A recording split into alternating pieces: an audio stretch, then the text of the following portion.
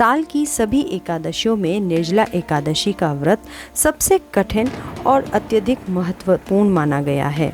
केवल निर्जला एकादशी का व्रत करने से साल की सभी एकादशियों का फल प्राप्त होता है। निर्जला एकादशी को भीमसेन एकादशी भी कहा जाता है। इस व्रत में जल ग्रहण नहीं किया जाता, यानी निर्जल रहकर इस व्रत का पालन किया जाता है। नमस्कार मित्रों, मैं नेहा पुरोहित स्वागत करती हूँ आपका भक्ति सत्संग परिवार में।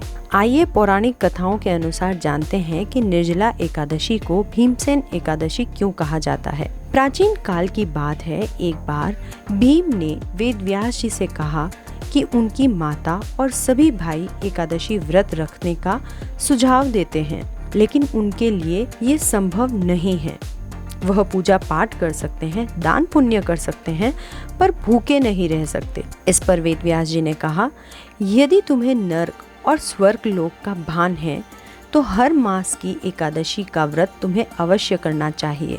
इस दिन तुम्हें अन्न ग्रहण नहीं करना चाहिए। तब भीम ने कहा कि पूरे वर्ष में कोई एक व्रत ऐसा बताइए जो मैं कर सकूं। हर माह व्रत करना संभव नहीं है। भीम ने वेदव्यास जी से निवेदन किया कि कोई ऐसा व्रत हो जो पूरे साल में एक ही दिन रखना पड़े, जिसे करने से उन्हें स्वर्ग की प्राप्ति हो जाए। तब व्यास जी ने भीम को ज्येष्ठ मास की शुक्ल पक्ष की एकादशी के बारे में बताया।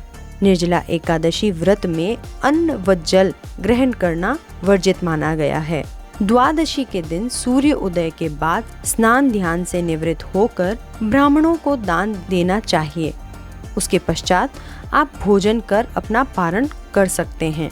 इस व्रत को करने वाले व्यक्ति को मृत्यु के बाद मोक्ष की प्राप्ति होती है।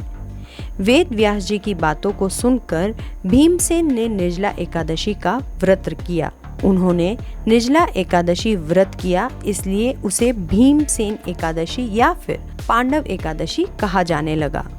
मित्रों, निर्जला एकादशी का व्रत आप सभी के लिए शुभ रहे।